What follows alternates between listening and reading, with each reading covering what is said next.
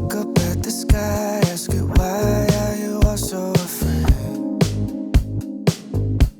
What is up, everyone? My name is Andrea. If you don't know me, you should subscribe because, like, why not? You should also hit the notification bell down below to be notified every time I upload a new video. But anyway, today I am so excited because I'll be doing the mid-year book freakout tag for 2021. I did this tag last year and I think I might have done it the year before. I'm not too sure. But if I do have both of those, I will link them down below in the description box because I always like to do the mid-year freakout tag. It's just a booktube staple. It's something literally the whole community does, which I think is really special and really cool. So, and I just like to be a part of it. I will leave the channel links to the people who created this tag down below so you can check that out. And yeah, let's just go ahead and get right into it. Number one is the best book you've read so far in 2021. And for me, the best book that I have read is A Court of Silver Flames by Sarah J. Maas. I don't have the book right now because I'm letting my friend borrow it, but I really did love that book. I gave it 5 stars. It gave me all the emotions. It was just everything to me that makes a 5-star book. And I absolutely loved it. As I was going through my Goodreads, I realized this year that I've done so many rereads, which is not a bad thing and it's not something I'm mad at because I love to reread my favorites. That's why they're my favorites. That's why I keep them. But I probably read just as many rereads as I have new books, which is really frustrating when you're trying to do a tag like this and not mention all the books that I read last year again. But anyway, going through Goodreads, I did realize that I really did love A Court of Silver Flames. I loved getting to see Nesta's journey and the fact that I hated Nesta and then I came out liking her and understanding her. I think that was really special and I just love that book. Number 2 is the best sequel you've read so far in 2021, and it's not even a shocker, it's not even a surprise. Chain of Iron by Cassandra Clare. This was by far, I think maybe the only sequel, but the best sequel I read in 2021. This is one of my favorite reads from 2021, like at all, and it was a 5-star. It's the second book in the Last Hour series, and it was just so good. It was everything I wanted and more. I liked it even better than I liked Chain of Iron, so that says something. Every time we get new Shadowhunter books, it's just a different feeling. It's just a different vibe. It's just great, honestly. And so the fact that we got to experience that this year in March, it was a good time, and it's just always the best time when I get to read Shadowhunters, so obviously I had to talk about it in this tag. Number 3 is a new release you haven't read yet but want to. For me, that is This Will Be Funny Someday by Katie Henry. Katie Henry also wrote Heretics Anonymous, which I really did enjoy. I read that a couple years back, and I've seen that she's come out with some new things. I heard about This Will Be Funny Someday from Emma Books, who really loved it, and for some reason my taste aligns with Emma from Emma Books so well. Like, everything she has ever recommended that I've read, I have loved. And the fact that I heard Emma Books talk about it, obviously I want to try it out. And I did like Katie Henry's writing, so it's one that I need to get to that already came out, but I just haven't picked it up. So I hope to get to it sometime this year. Number 4 is most anticipated release for the second half of the year, and I have quite a few. It seems like a lot of my most anticipated releases do come out at the end of the year. That happens a lot, except for like Shadowhunter books, which always come out in March, but like the other ones are always at the end. So a couple of those are Gods and Monsters by Shelby Mahurin. That's the last book in the Serpent and Dove trilogy. I really like the Serpent and Dove trilogy. I think it's really good, and I'm hoping that she can wrap it up really well. The second book did feel a little bit weaker than the first, so I'm hoping that she can remedy that, and the third one will be better and wrap it up like with the ending that it deserves. Then I also want to read A Psalm of Storms and Silence by Roseanne Brown. This one is the second book, I think the final book, in the A Song of Wraith and Ruin duology. I think it's only 2 books. So I'm really excited for that one. It was actually supposed to already come out in June, and it got pushed back to September, I think. So that's really sad because I was so excited for it. I really want to finish Karina and Malik's journey, but you know, I guess we'll have to wait a little longer, but I'm so excited for that one. And Our Violent Delights by Chloe Gong, which is the sequel and final book to These Violent Delights, which is the 1920s retelling of Romeo and Juliet that takes place in Shanghai. Such a mouthful, but I love that book so much.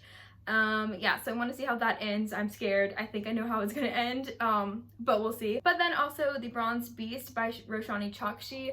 That one is the third and final book. Again, oh my gosh, so many endings are coming at the end of this year. But that one is the final book to the Gilded Wolves series, so I'm excited for that. And then also Empire the Vampire by J. Kristoff. I'm so excited for that one. I think that it's just gonna be a brilliant, brutal, gruesome, violent vampire book. It's gonna be epic, so I'm excited for that one. Like I just said for all of them. Obviously I'm excited if they're on my anticipated releases. Anyway, number 5 is biggest disappointment. So listen, I gave Realmbreaker 4 stars, don't get it wrong. I had a lot of good books this year, so the fact that my biggest disappointment was a 4-star, I don't know what that says about me. But Realmbreaker was good, and like I see what Victoria Aveyard was trying to do. It just, the fact that it was so long for no reason, not a lot goes on. Like so much could have been cut out. I've said this more in my May wrap up. I went like a lot into non-spoilery thoughts on this book. You can check it out. But overall, it just was way too long. There was not a good plot. It just went on and repeated itself. The characters were there. Like, she had so much to work with, but she didn't develop any of them. It's like she's just waiting to drag it out and do it in the next books. And there was also no romance. That's not a bad thing. You don't have to have romance in books, but for me, I'd like it. I want to see it. I need it there, and it wasn't there.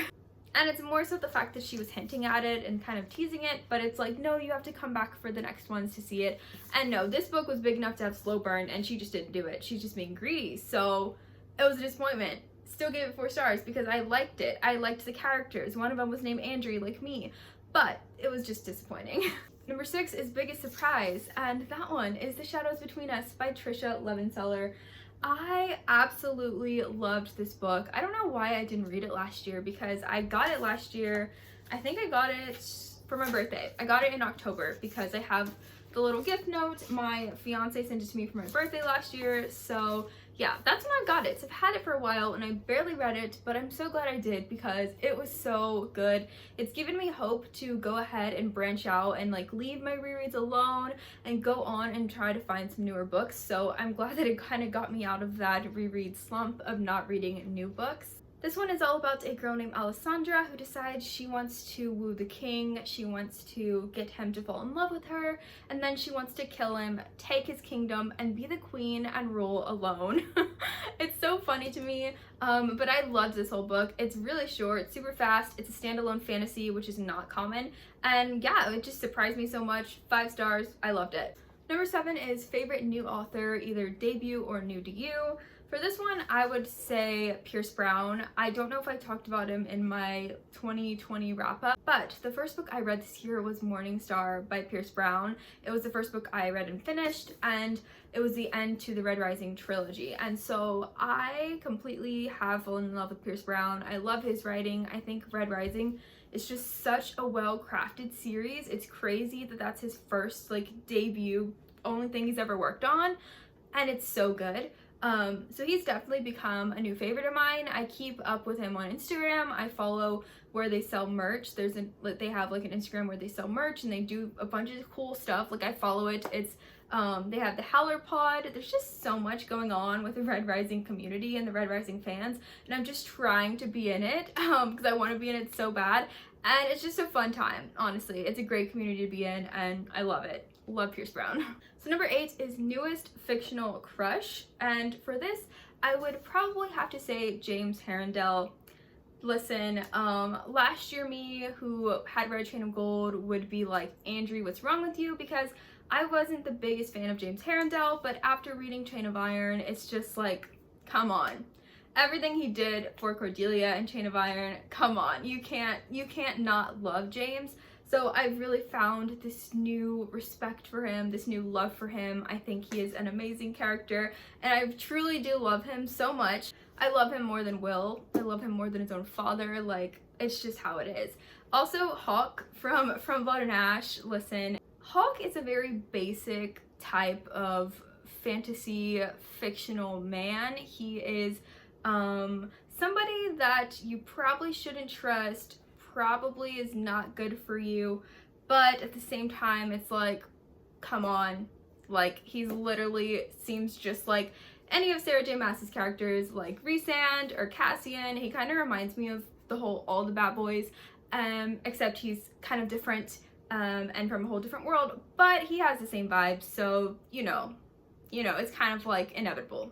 Number 9 is newest favorite character, and I have to go with Alessandra. As I talked about her, she's from The Shadows Between Us. Like I said earlier, I loved Alessandra. She is kind of like a Will Herondale, but in girl form. She's one of those characters. She's like a Dorian Havillard from Throne of Glass, but in girl form. She's just literally the most cunning, doesn't care what anyone says. She's super funny. She's literally, if she wants something, she's gonna go get it. And I just think that she's so entertaining, and that's why I really liked her.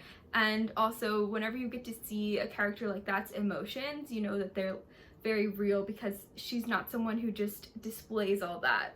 She's someone that you have to like work up to getting to know her, and I just loved her.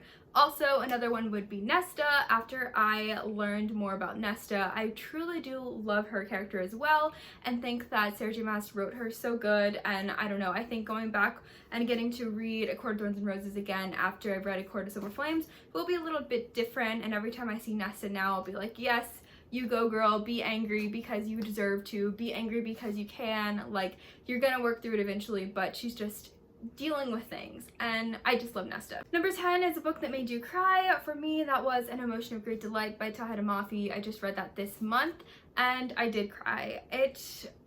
An Emotion of Great Delight is the farthest title that they could have picked from what is in the book, but I love how beautifully it's written. I love that the title is that for a reason. It's really a big contrast to the emotions that go on in the book.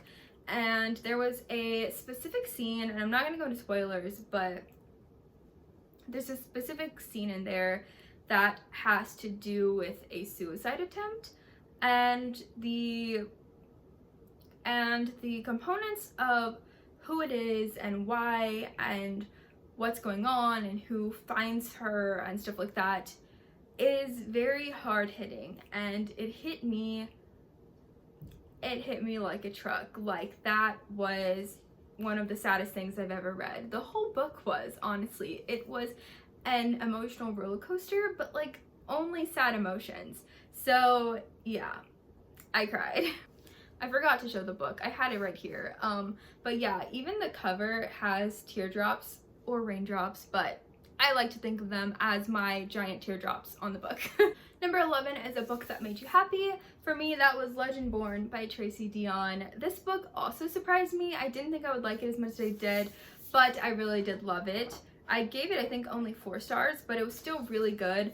And overall, what made me happy about it was the main character, Bree. I just really liked the journey that we went on with her. I think that by the end of the book, the place that she is at is so amazing, especially compared to where she starts out.